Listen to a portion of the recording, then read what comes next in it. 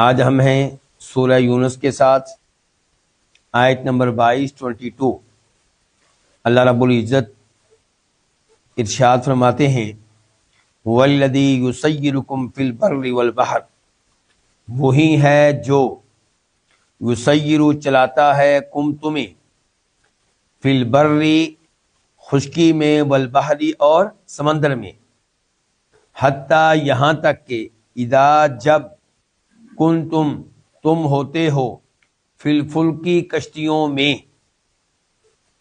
الفلک یہ وہ لفظ ہے جو واحد کے لیے بھی استعمال ہوتا ہے، جمع کے لیے بھی، یعنی کہ ایک ہی لفظ واحد کے لیے بھی استعمال ہوتا ہے، جمع کے لیے بھی، اور لیکن یہاں جمع کے لیے ہے۔ آئندہ عبارت سے اس کی تائید ہوگی کہ یہاں پہ جمع کے لیے ہے۔ یہاں تک کہ جب تم ہوتے ہو فی الفلک کی کشتیوں میں، وجرینا بہم، واو کا معنی اور، جرینا آگے ساتھ با بھی ہے، با کا تعلق جرینا کے ساتھ ہے، یہ تادیہ والی با ہے، اور وہ لے کر چلتی ہیں، کون بلا؟ کشتیاں، ہم ان کو کشتیوں میں بیٹھنے والوں کو، بریح طیبۃ، عمدہ ہوا کے ساتھ، با کا معنی ساتھ، ریح ہوا، طیبہ عمدہ پاکیزہ، مراد یہ ہے کہ وہ ہوا جو موافق ہو، جدھر کشتی جانا چاہتی ہے ادھر ہی لے جا رہی ہو۔ وفرحوا، اور وہ خوش ہوتے ہیں، بہا، اس کے ساتھ۔ تو جاءتھا، تو آتی ہے، ہا ان کشتیوں پہ، کیا آتی ہے؟ ریح ہوا، عاصف سخت، سخت تیز، وجاء اور آتی ہے، ہم ان پہ، کن پہ؟ ان لوگوں پہ جو کشتیوں میں سوار ہیں، کیا آتی ہے؟ الموج، موج، لہر، من کل مکان، ہر جگہ سے، یعنی کہ ہر سائڈ سے، وظنوا، اور انہیں یقین ہو جاتا ہے، ظن گمان کے معنی میں بھی استعمال ہوتا ہے اور یقین کے معنی میں بھی، اور یہاں امید یہ ہے کہ یقین کے معنی میں ہے۔ وظنوا، اور انہیں یقین ہو جاتا ہے، انہم، کہ بے شک وہ، یعنی کہ وہ کشتی میں بیٹھنے والے، احیطا، گھیر لیا گیا ہے، بہم، ان کو، یعنی کہ موت نظر آنے لگتی ہے۔ دعوا اللہ، تو اللہ تعالیٰ کو پکارتے ہیں، اللہ تعالیٰ سے دعا کرتے ہیں، مخلصین، اس حال میں کہ خالص کرنے والے ہوتے ہیں، لہو، اس کے لیے، کس کے لیے؟ اللہ کے لیے، الدین، عبادت کو، ہر عبادت کو، ہر دعا کو۔ الدین یہاں عبادت کے معنی میں ہے، دعا کے معنی میں ہے۔ لئن انجیتنا، اس لفظ سے پہلے یہاں ایک لفظ پوشیدہ ہوگا، مقدر ہوگا، وہ کیا؟ قائلین، یہ کہتے ہوئے، یعنی کہ اللہ سے دعا کرتے ہیں کن الفاظ کے ساتھ؟ یہ کہتے ہوئے، جو آگے الفاظ آنے والے ہیں۔ لئن، البتہ اگر، لام کا معنی البتہ، یقیناً، ان کا معنی اگر، البتہ اگر، انجیتا، تو نے نجات دے دی، تو نے بچا لیا، نہ ہمیں، من ہادہ، اس سے، کس سے؟ اس طوفان سے، اس طوفان سے، ان ہولناکیوں سے، لنکونن، تین الفاظ ہیں، لام کا معنی البتہ، یقیناً، نکون، ہم ہو جائیں گے، آگے پھر نون ہے لازمی طور پر، البتہ ہم لازمی طور پہ ہو جائیں گے، من الشاکرین، شکر ادا کرنے والوں میں سے۔ اللہ رب العزت نے اس آیت میں خطاب کیا ہے مشرکین سے۔ اللہ تعالیٰ مشرکین سے مخاطب ہے کہ اللہ ہی تم کو چلاتا ہے خشکی میں اور سمندر میں، یعنی کہ سمندر میں تمہارا سفر جو کامیابی سے ہوتا ہے اس کے پیچھے کون ہے؟ اللہ تعالیٰ، اور خشکی میں بھی جو تمہارا سفر ہوتا ہے اس کے پیچھے کون ہے؟ اللہ تعالیٰ۔ سمندر میں سفر کرو یا صحراؤں میں، جنگلوں میں سفر کرو، ہر سفر جو ہے اسے میسر کرنے والا کون؟ اللہ رب العزت۔ پھر اللہ نے کہا کہ جب تم کشتیوں میں ہوتے ہو، اچھا آگے ہونا چاہیے تھا، اور تمہیں کشتیاں لے کر چل پڑتی ہیں، کیونکہ پہلے کیا تھا؟ یہاں تک کہ جب تم ہوتے ہو کشتیوں میں، کن تم، اللہ تعالیٰ براہ راست مخاطب ہے کشتیوں میں بیٹھنے والوں سے۔ اچانک اللہ تعالیٰ آگے کہتے ہیں وجرین بہم، اور کشتیاں ان کو لے کر چل پڑتی ہیں۔ پہلے اللہ تعالیٰ ان سے مخاطب سے براہ راست، اب ان کا تذکرہ غیبانہ طور پہ ہو رہا ہے کہ کشتیاں ان کو، اللہ تعالیٰ نے یہ نہیں کہا کشتیاں تم کو لے کر چل پڑتی ہیں، کیا کہا ہے؟ ان کو۔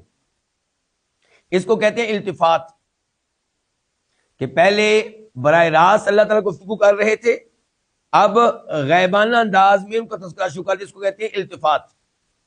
اچھا، ہر التفات کے پیچھے کوئی نہ کوئی حکمت ہوتی ہے، اس کے اوپر اہل تفسیر غور کرتے رہتے ہیں۔ یہاں پہ اہل تفسیر کا موقف یہ ہے کہ یہاں پہ التفات کیوں ہے؟ ان سے اعراض کرنے کے لیے کہ یہ اس لائق نہیں ہے کہ ان کے ساتھ وہ والا انداز جو شروع ہوا تھا وہ برقرار رہے۔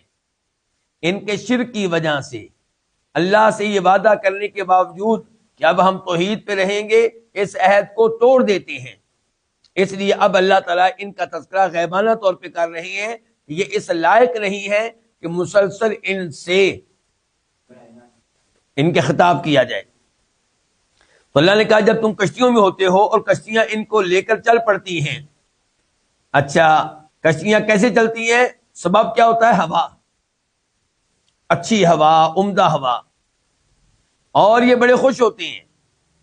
پھر کیا ہوتا ہے کہ اچانک ان پہ آ جاتی ہے سخت تیز ہوا، طوفان آ جاتا ہے، اور لہریں آتی ہیں ہر جانب سے، لہریں، بلند و بالا لہریں، جن سے خطرہ ہوتا ہے کہ یہ لہر نہیں تو اگلی لہر، وہ نہیں تو یہ لہر ان کو ہلاک کر دے گی، ان کی کشتی کو ڈبو دے گی۔ تو انہیں یقین ہو جاتا ہے کہ اب وہ گئے، اب وہ ہلاک ہونے والے ہیں۔ تو تب کیا کرتے ہیں؟ دعوا اللہ، تب یہ اللہ تعالیٰ سے دعا کرتے ہیں مخلصین له الدین، اس حال میں کہ اس کے لیے دعا کو خالص کرتے ہوئے، یعنی کہ اب صرف اللہ کو پکارتے ہیں۔ اس موقع پہ اللہ تعالیٰ کے ساتھ دعا کی عبادت میں اوروں کو شریک نہیں کرتے۔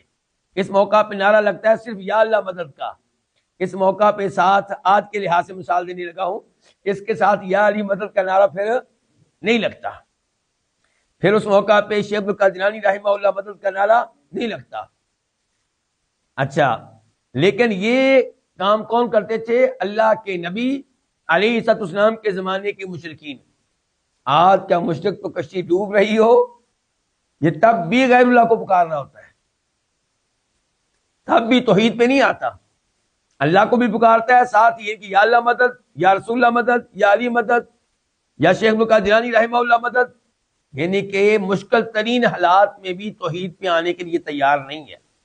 اسی لیے علماء کرام کہتے ہیں اس لحاظ سے آج کا مشرک اس زمانے کے مشرک سے بھی بدتر ہے۔ اس زمانے کا مشرک، اللہ تعالیٰ نے کئی دفعہ اس کا تذکرہ کیا قرآن میں کہ اس زمانے کا مشرک مشکل حالات میں صرف اللہ کو پکارتا تھا، تب غیر اللہ کو پکارتا نہیں تھا۔